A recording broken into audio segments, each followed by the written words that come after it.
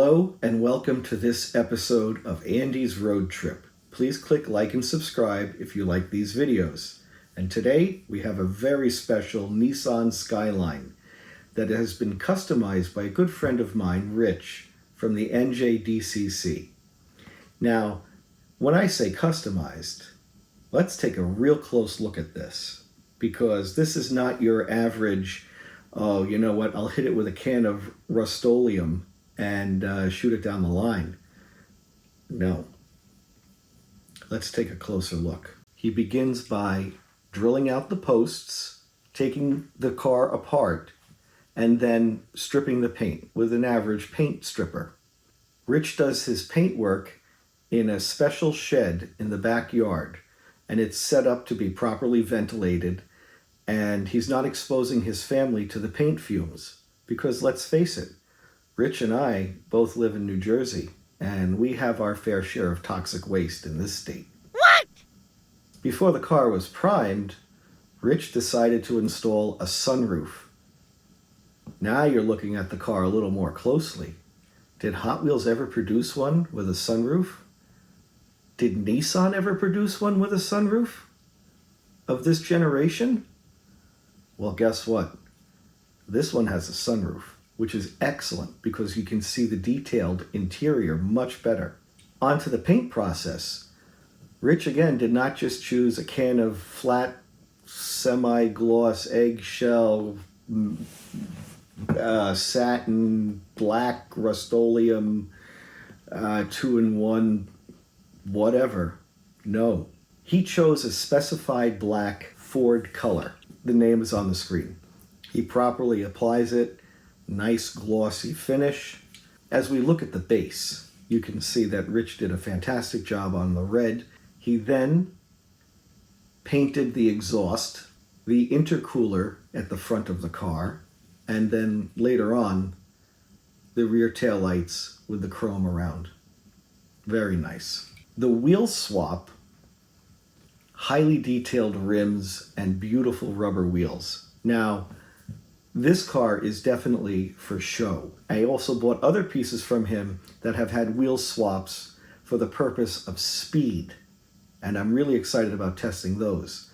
This one has the rubber wheels, so we will weigh it in and we will put it on the treadmill, and I'm not expecting high speeds from rubber wheels, but this one is about presentation, and for that, man, this is a 10, which is a lot considering that my scorecard only goes up to 5.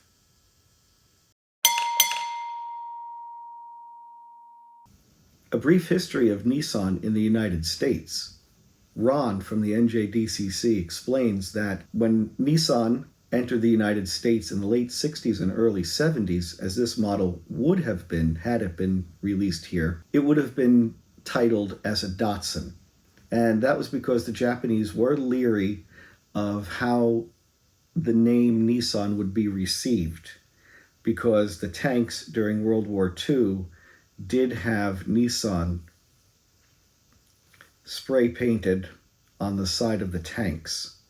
And those memories, they linger.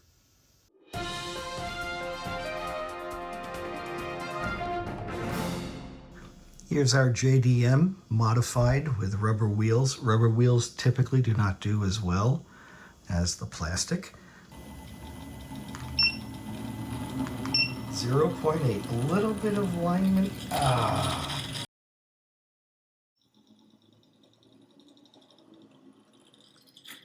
Oh.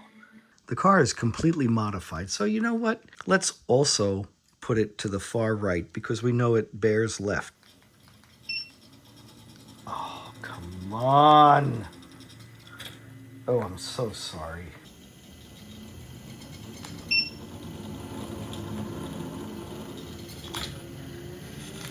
This is not an Andy's Road Trip sanctioned event, but it should be fun.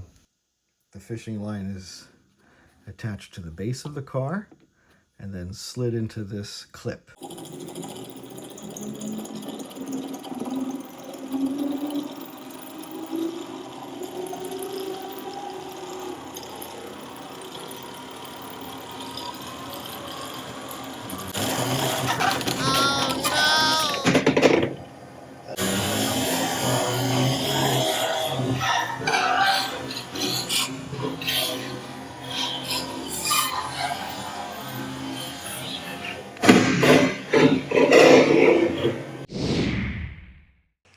Thank you, Rich, for letting us evaluate your modified piece. I will never sell it.